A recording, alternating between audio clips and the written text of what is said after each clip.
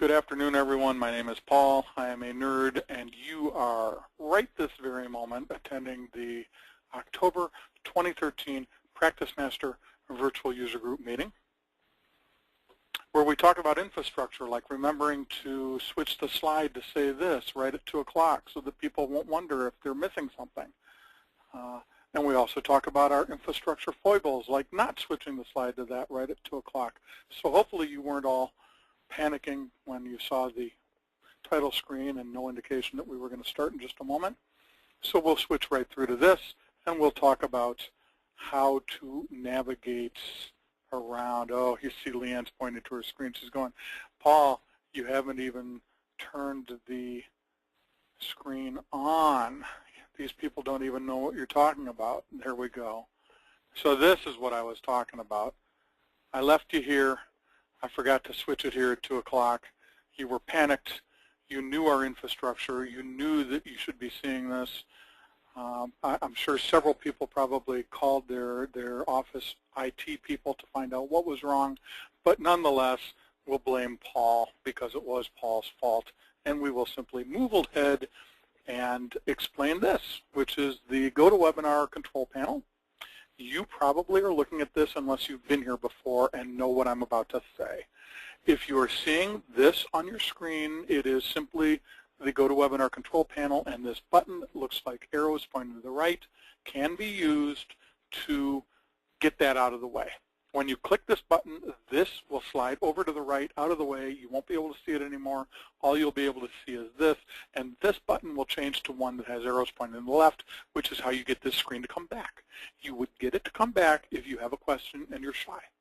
If you have a question and you're shy, you're going to want to, well, you're not going to want to do that. You're going to want to, I clicked and like I was going to click type there. This is actually just a slide. You're going to want to type your question here. You're going to want to remember to hit the send button, and LeAnn, who is our humble moderator, among other things today, but we'll get to that in a second, will interrupt me, or I will interrupt LeAnn, a little bit of foreshadowing, and you will get your question answered. We will ask your question on your behalf. If you have follow-up questions while this is happening, while your question's being answered, just keep typing the follow-up questions here. Keep remembering to hit send, and we will make sure that you get your question fully answered. If you are not feeling shy like me, then you can press this button, which looks like a hand with an arrow pointing upwards in front of it. That means raise your hand. We will notice that you have raised your hand. We will unmute you at an opportune time. We will let you ask your question. Again, keep asking the follow-up questions because we won't mute you back up until you have gotten your question fully answered. So today we are talking about snapshots. Maybe you know what those are, maybe you don't. LeAnn's going to explain them, and the reason LeAnn's going to explain them is that she is our snapshot expert. When we discovered that we could edit snapshots, and just at about the same time we discovered that LeAnn was a nerd, we kind of put the two together, and LeAnn became our snapshot editing expert. So she's going to explain what they are, how you can make some minor changes to them yourself, how you can turn them on, turn them off, move them around, and what we're capable of doing with our expertise in writing HTML snapshots. When she's done, I'm going to give you a very quick primer on report writing. Now, keep in mind you're not going to be expert report writers in PracticeMaster's Report Writer when I get done with you, but you will at least understand what the screens are, and you should be able to get in there, select the client file, and get a list of client active matters that are only for a certain timekeeper, for instance, or a certain primary attorney. That's our goal to get you to that point. So now, without further ado, I bring you to LeAnn, who's going to talk about snapshots. Thanks, Paul. So I am going to talk to you about snapshots, and in case you didn't know, this portion of your screen, this window right here, is called a snapshot. And snapshots are available for any list that we have in PracticeMaster. So here we are in the client list, and this is the client list snapshot. If you can't see the snapshot on your screen, maybe it's not being displayed. You might have it closed. To change that, you would right-click within the snapshot area, or I guess on the list up here, if you can't see it. And here's snapshot, and if I close it, then you can't see it. So to bring it back, I'm going to right-click, go to snapshot. I can display it on the right, or I can display it on the bottom, which is what I like. That's by user, a user preference, so each user can select which way they'd like it to show. So here is the snapshot, and this snapshot is basically what's just being displayed out of the box with PracticeMaster. It is organized. It has a little information here about the matter and some contact information. This is the 4 contact phone numbers that are on the contact here. So if I change this to a different one, assistant, and I go back to my list and I want to see the snapshot, I think, there we go, we see the assistant. So that switched because I switched which was one of the 4 preferred phone numbers. Let's see. So this is one that we have not modified, though, and I'm going to show you one now that we have modified for our people file. Here's the snapshot for the people file. And we have modified this to show any phone number that is filled in. If one of these numbers was blank, it wouldn't be on this list. And we can do that with the code to save space on your snapshot, only showing the ones that have data available. Same thing with these emails. Here I have all 3 emails filled out, but if only one was filled out, you would only see one. And the business would have slid up, the business address. Here on the addresses, I can show you that we have added the name of the contact, the main contact, or the contact here for this people record, along with the address so that you can block that. You can copy it, paste it into an envelope or Word or wherever you might need it, just by going ahead and blocking it and copying it. That's pretty handy to have it all together there.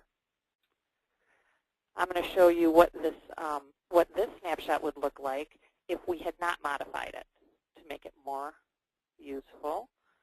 Over here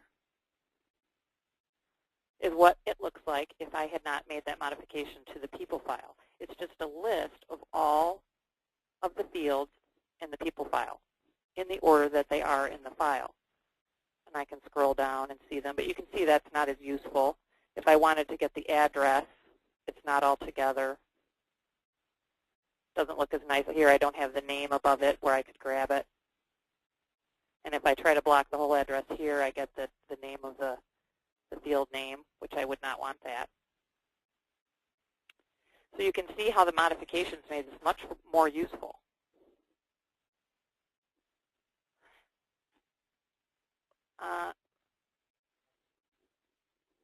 So if you would like to make a small change, let's say you don't want to make this detailed change like we have here, I'm going to go back over to this other system that just shows the field list.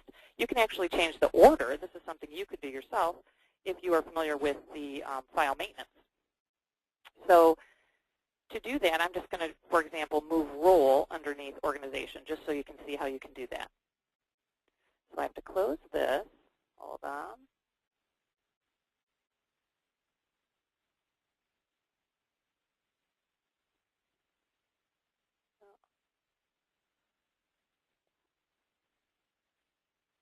There we go. I'm going to go into the people file.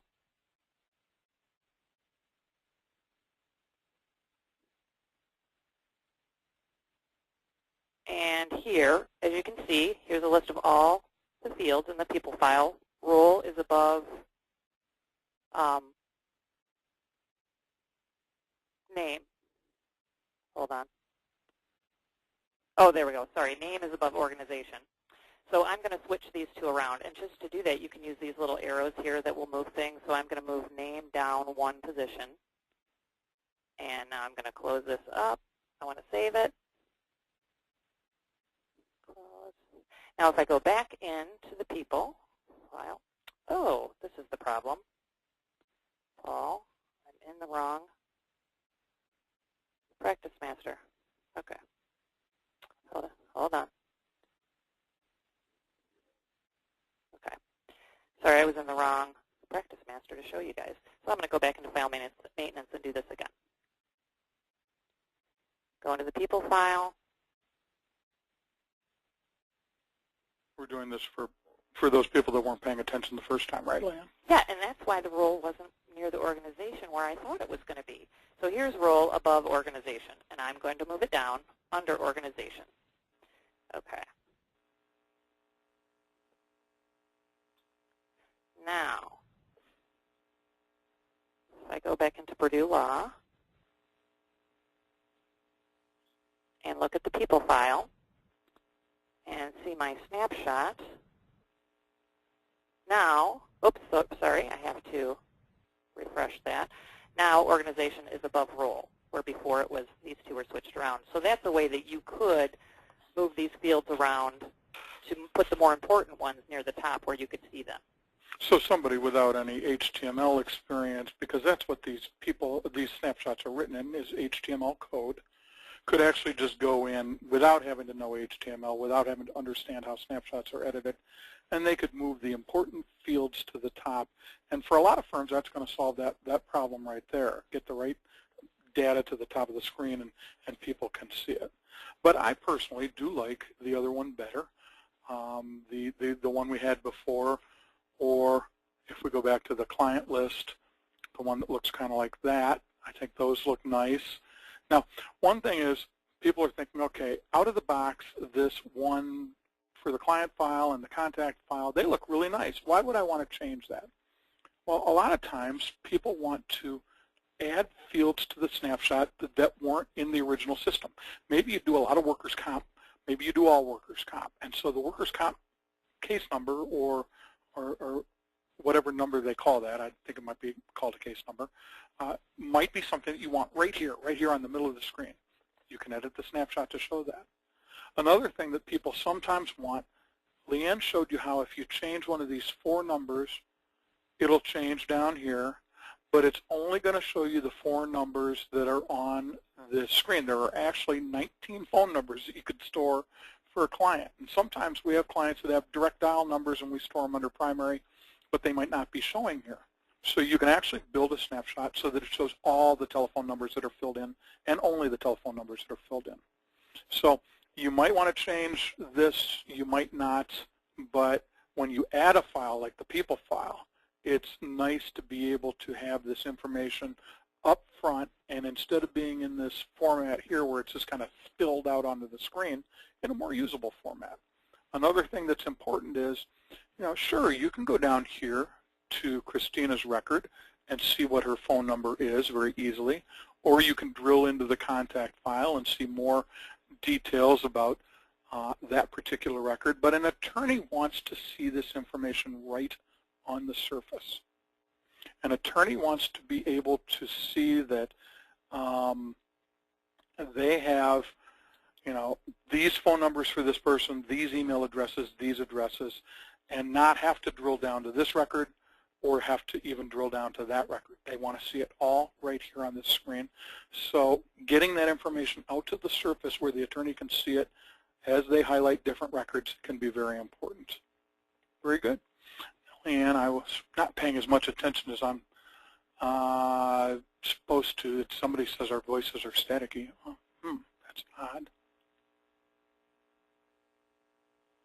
Okay. That's the only question we had. So if anybody has any more questions about snapshots, be sure to type them in or raise your hand. We'll keep monitoring for that. And I'm going to go on and talk then about reports very quickly. Thanks, LeAnn. Now, let's say that you want to have a list of all the cases that you currently have active in a certain city, or for a certain timekeeper, or for a number of different reasons. A report might be a way to do that. And in PracticeMaster, we have something called the Report Writer. And the Report Writer allows me as a user to go beyond any of the reports that are already built into PracticeMaster, like the daily report or the regular client list, and write something very specific. The problem is people get in there and it's a little daunting. First they get into the list of reports that come with PracticeMaster in the Report Writer, and then if they make it this far and go beyond it to a report that's actually that they want to start fresh, it can be a little a little daunting. So we're going to walk through the steps very quickly. If we go into the report writer, which is accessible right here off the reports menu item and then the report writer, which is where we are, and hit this button right here, right there, and if we hover over it, it says create report. It's going to ask us for a name, and it's going to ask whether we want a simple or a client AOP. I'm not going to get into a client AOP report. It's a much more advanced report. We're going to start simple. I'm going to call this Paul report. When we get done, we end up in this screen that has 4 tabs and this panel over here. Now, the main tab has the title of the report, Paul's Active Matters in Toledo. We can specify line spacing or switch right to double spacing. We can tell it we want it to prompt for the current date, even though we never see this anymore because people have computers that know the date. That's from a time when computers might not have the right date, way back when I was a youngster. We can tell it that we want the standard page heading, which is what I'm going to do, or none, but we're going to go with standard. And we can have a detail, summary, or export report. We're going to go to a detail report. We want to list all of Paul Purdue's cases, okay? Summary might show me all the people that have cases and perhaps account for how many cases they have that are active, but not actually list the cases themselves, not show the details. And export, we're not doing that right now, but that's if you want to export data to use in Excel, for instance, or in some other program that can accept data. We're sticking with simple, and we're sticking with detail. Now, user-defined fields is something that in my example we're not going to get into. We're going to write a report that has a very specific purpose. Keep in mind that as you progress, we're going to write a report that specifically looks for Paul's active clients in Toledo. But as we get into this, we could actually prompt the user with a user-defined field for which city and which timekeeper number.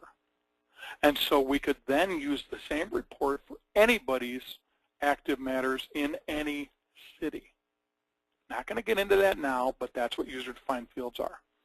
Now, as I go over to filter and I start to want to fill in with information from the file, I'll notice when I click in here that I don't have a file to select fields from. And the reason is I haven't told it what file I'm reporting on. So we want to look at system files, and we're looking specifically at the client file. Okay?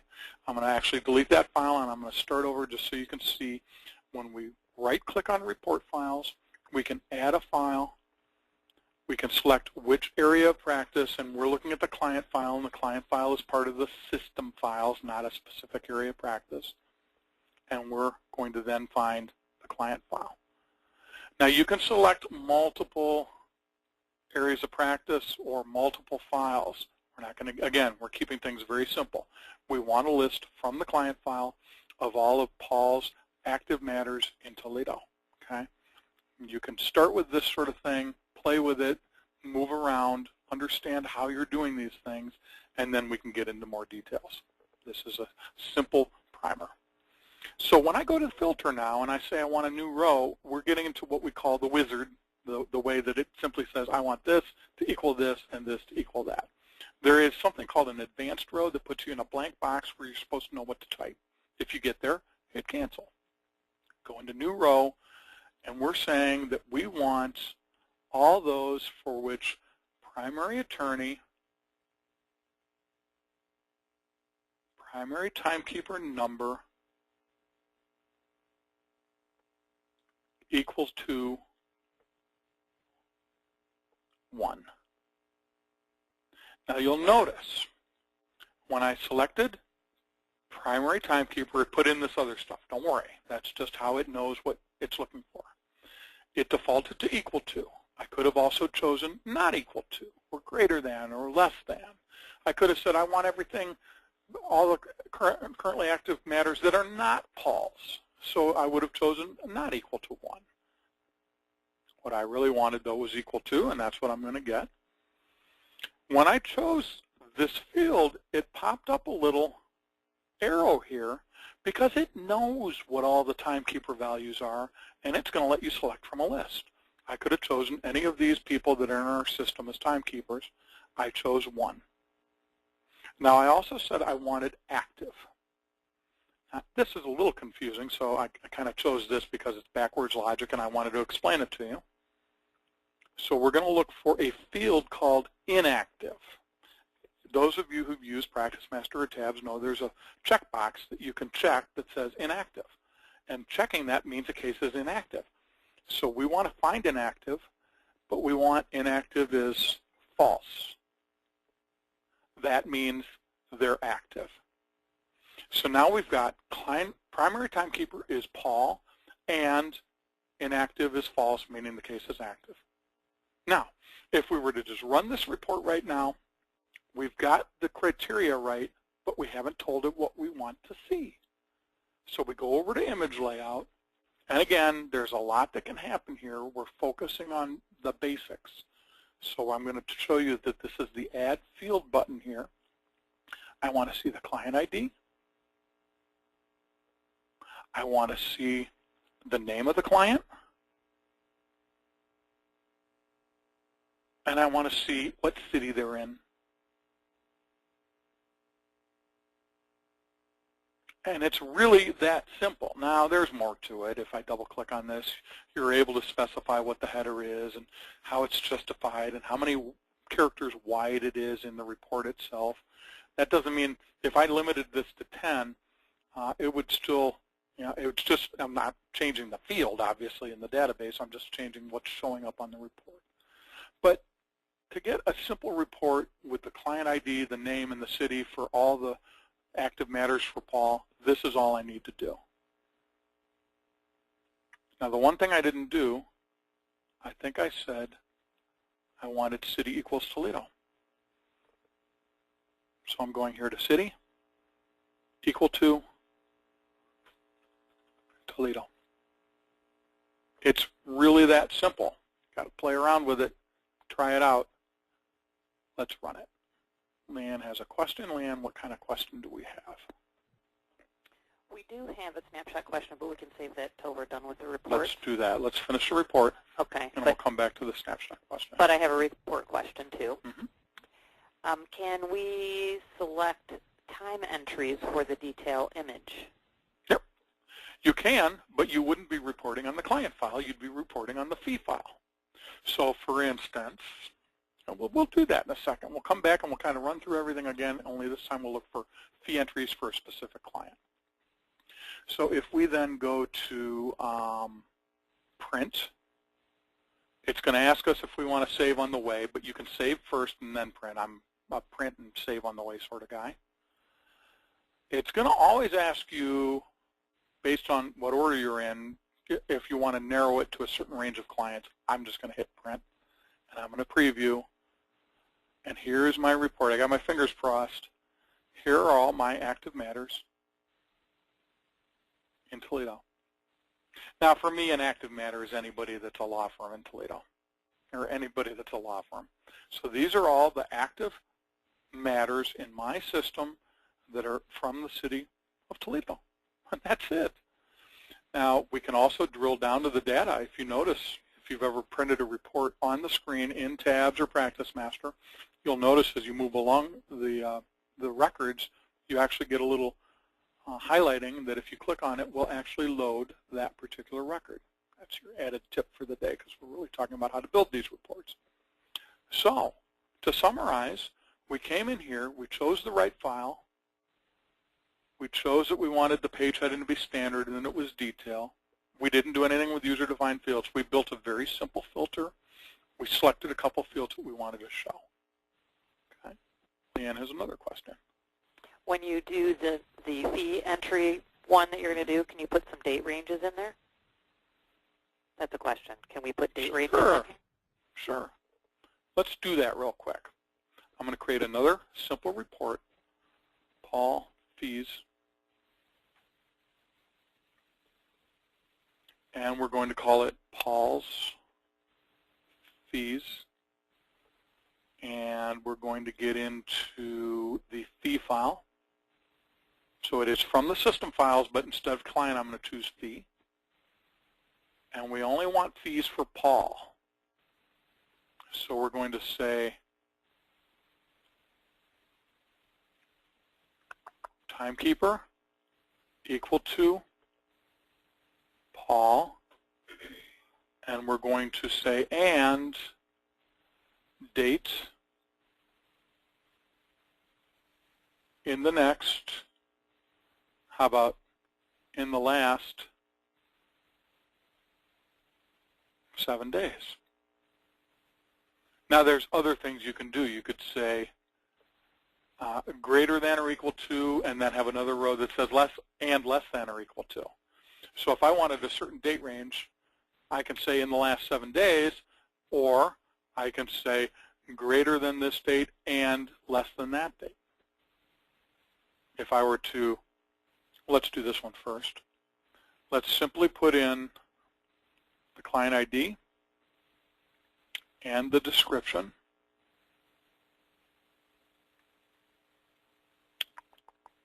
And maybe the hours. Now, description came out at 128, which is way too wide for a report. So I'm going to narrow it, and I'm actually going to tell it that I want to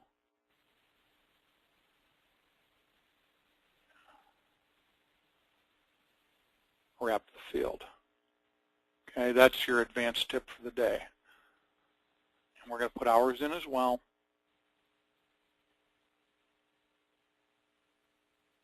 And we're going to leave it at that. We're going to cross our fingers. We're going to save on the way, and we're going to print it to the screen. And here's my time for the last 7 days. You may have noticed that Mary Jo's not with us today. I've been logging more time than usual on a small-term basis, answering her phone calls, but I haven't been out on the road. I didn't go to anybody's office last week. And these are the things I did for these particular people. I've left the names out so that I'm not revealing anything, but that's that. LeAnn, question? Angela wants to know if you can have a report that pulls from more than one report file, like client and fee. Well, yes. For instance, we're getting a little advanced here, but I'm gonna go out on a limb. Let's say you wanted to know for each client, each fee, what city the client's in. I'd pull in work description, but I don't want to do that. I'm working on my own system. You can pull in anything. When you go to add a field, you can push through to the client file and pull in anything from that file by using the lookup button. You'll notice that when I highlight something like timekeeper or client or category, something where we've only got a number in the fee file, we only have the client ID in the fee file, but we can push through to that file, that client file, and pull in something like the city. Or I could have pulled in the work description or the client name or anything like that. We also may want to know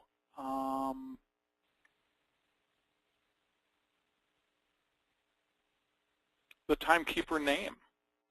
So here where we've got, and I have to go back now. I'm currently in the client file. And I'll go back now and look at timekeeper and look up and pull in name. It'll be me for all of them because in the filter we said only number 1, Paul Purdue. So now when we run that, saving along the way, preview. Now we have the city that each client is in, the name of the timekeeper. So we've actually pulled these left 3 fields are from the fee file. This 4th field is from the client file, and the 5th field is from the timekeeper file. LeAnn, question? Amy wants to know if you can create an icon for the reports that you've created. You can. You can create the icon for these custom reports that you've created on the Report tab back here. So you cannot put an icon for a custom report itself on this main tab, although you can use Customize and put the report writer's icon on this main tab, and then it would take you right to that list. But if you go to the Reports tab and click on Customize, you can actually pull any of the reports that are in the Report Writer and put them right there. So I've got Paul Fees, and I also have Paul Clients. What did I call it? Oh, Paul Rep. But there we go. And now I have created an icon for each of those 2 custom reports I just wrote on the Reports tab. So if I go back to Paul Fees, hit Print and Preview, I'm getting there straight from the task list, task folders on the Report tab instead of having to go through the Report Writer. More questions? No more questions right now. Awesome. Well, what kind of question do we have on Snapshots, LeAnn? Angela wanted to know how they can make the custom changes in the snapshot like we showed. Oh, LeAnn, why don't you real quickly show them where we got that from. Okay. The snapshot is written in HTML. HTML code is what is used when an internet browser, yep, if you were building your internet application. And so, let me see here. We have a snapshot folder. If I can... You're not in the STI folder yet. I'm not in the... Oh, okay, that's why. Hold on. Oh, I can't double-click, Paul. There we go. That one, snapshot. There's a snapshot folder in the STI folder. Quit moving and let me click. Oh, sorry. And then in CM System, and then in the people, do the people file at the bottom there. That's one we were talking about. And here, double-click that one, Paul, please. Double-click or right-click? Oh, yeah, I guess you want to right-click it. I'm sorry. And open it up in a Notepad.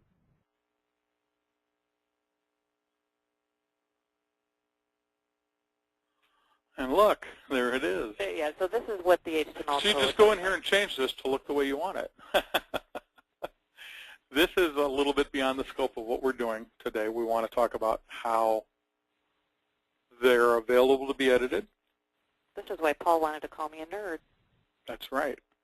Now, I will tell you, there is a 30 or 40 or 50-page document that's been put out by STI. It's old because this technology hasn't changed since version, I believe, 15 when they introduced snapshots. And so anybody that wants that can simply send an email to paul.purdue, like the school, not the chicken, P-U-R-D-U-E, at attorneycomputersystems.com and ask for the snapshot manual. I'll send you a copy. It is not something that's immediately available. You can call STI, and I'm sure they'll send it to you as well, but it's not something you can look up on the knowledge base. So, yes, there is a manual that goes into great detail about how this works. This part of it is a little bit nerdy, and I don't want to pretend like it's something that we're just going to show you how to do in a virtual user group meeting. You can certainly hire us to do all your snapshot modifications if you don't want to do it yourself, but you are more than welcome to get in there and play with it yourself. Just remember, back up everything you do. If you make a copy of the snapshot file before you mess with it, you will be safe later on when you find out you've messed it up. That's how we learn. It should be how you learn too. As long as you back everything up, you're safe. LeAnn? Let's see, there's another question here about the Matter Manager. Can these types of changes be made to the HTML section of the Matter Manager as well? The Matter Manager, all the transactions there, you can show the snapshot on the Matter Manager, and it would be the same snapshot that you would see in the file. That's exactly true. We were looking at it in the client file, but the Matter Manager is going to use the same snapshots to display the different types of records that it displays. So yes, those do apply in the Matter Manager. Any more questions? There's one more question about report writing. And Sharon wants to know if webinars about report writing will be available in the future, or is it? Really, once we get beyond these basics, if somebody wants to learn more about it, it is a training issue. Usually at that point, we have to go at a certain speed for whatever the user's skill level is, and there are different things that people want to do. So I do want to encourage people to get in there and play. We may cover slightly more advanced techniques in another virtual user group meeting, and we'll make note of the fact that that's been asked. But we are also available to do any sort of training that you want in any aspect of the report writer. Is there another question, LeAnn? A follow-up question on the Matter Manager.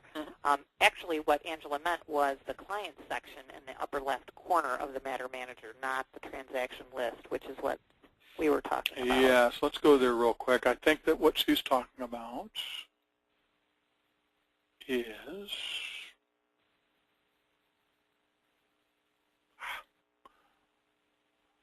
let me get the Matter Manager real quick. There we go.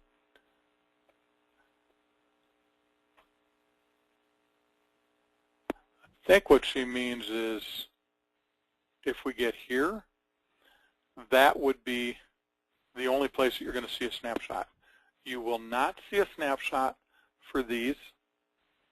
I think part of the reason is that if you're going to select it, this is your 20 most recently used or 15 most recently used cases, so you probably know who they are.